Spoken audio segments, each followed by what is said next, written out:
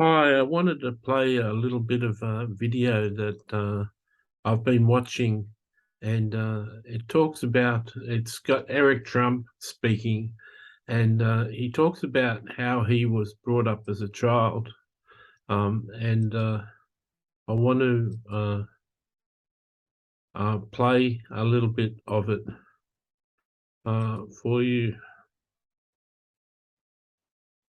People need to recognize this and just kind of keep this in their minds. I see a lot of, and I'm not attacking, Donna, any of your listeners at all. I'm just attacking my listeners, maybe, okay? But there are certain people that, from the Christian faith, that they want a leader who's bold and who can fight back, but not too much. Yeah. And they want a leader who's gonna share the truth, but not too much truth too quickly, because that may offend somebody. Right. And they want somebody who is, openly in love with God, but not too much in love with God, because then that would be like false religious. But then they also want someone who loves God. And I feel like a lot of times as Christians, we're looking for the perfect candidate, but we forget that we're all not perfect and God's just using us. So I would love if you could, because right now on today, a lot of people reached out to me today. We're headed into New York. We have 41 tickets left for the Reawaken America tour. By the time this airs, we'll be sold out again. We're going to Batavia. And I talked to a guy today and he goes, I got to be honest with you. The one reason I'm a little concerned about attending the event is because you have the Trumps involved now. And I said, can I ask, what does that mean? He goes, well, the Trumps are being used by the deep state. And you see, and I'm going, you got to be good.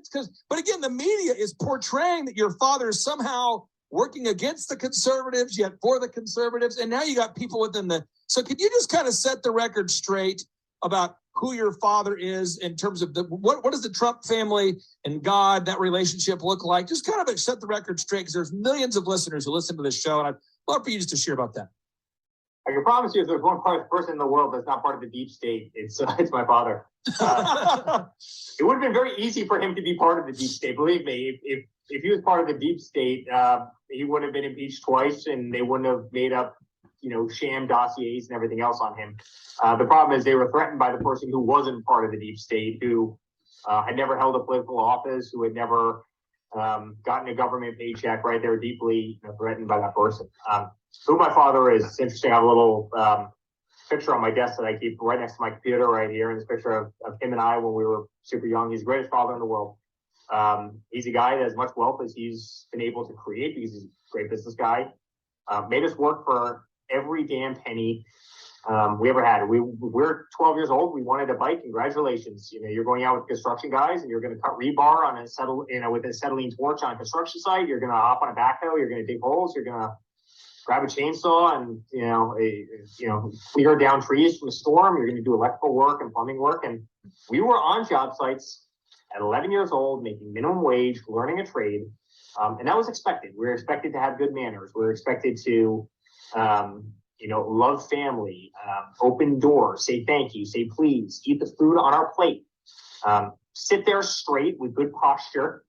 When we're sitting at a dining room table, say prayers before we went to bed at night. They're the exact same 3 prayers I say to my, with my 2 children, 2 and 4 years old, Luke and Caroline, every single night before I go to bed. It doesn't matter if I'm traveling. Laura will Zoom time me with the kids, and the 4 of us will say prayers, and the same 3 prayers every single night. And now it's actually 4, because I make them say the Pledge of Allegiance every single night.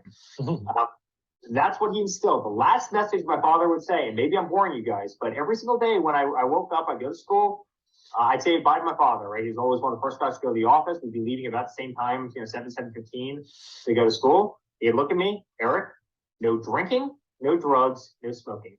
He said that to me every single day of my life. I'm sitting there, I'm Danae, I'm literally 4 years old. I'm like my son's age. And I'm sitting there saying, what's drinking? Dad, what's drugs? Can I drink apple juice, Dad? I mean, I had frankly no idea what the hell he was talking about, because I was too young. But it was important for him to grind that into my brain. No drinking, no drugs, no smoking. And he did that every single day. He was a great father. No matter what he was doing, and I do this with my own kids, no different than when I say prayers every night, 7:45, no matter what he was doing. It didn't matter if he was with the mayor of New York. It didn't matter if he was with the president of the United States.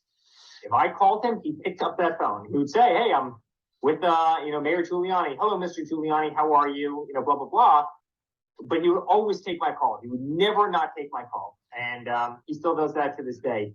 He's a great father, and I had a great mother as well. She was passed away a few weeks ago, but I had great parents. And they grounded us, and he did a good job. And I think we need a lot more like that in society. We have a lot of parents who are either too lax, or frankly non-existent. They don't bring morals, they don't bring religion into their children's lives. And you look at so many of the problems that we have as a society, and I think religion could cure 99%, maybe 100% of those problems would be solved by a lot more God in our lives. And that's not just here in the US, that's around the world. And we need that. We better get back to that. Otherwise, we're going to have dark days ahead of us. So that's Eric Trump talking about his father and growing up as a child. So I hope you enjoyed that. I really enjoyed listening to him. God bless.